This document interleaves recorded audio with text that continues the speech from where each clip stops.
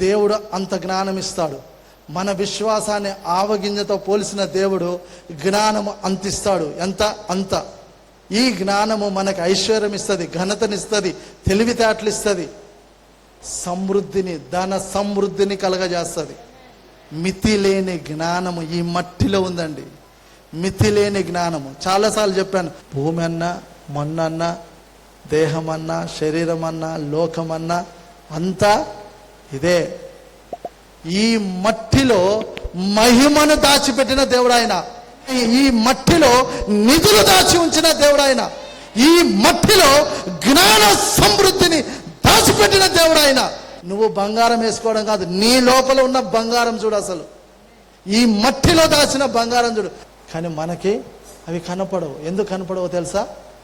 దేవుని ప్రేమించాం కదా, లోకాన్ని ప్రేమిస్తాం కాబట్టి కనపడవు.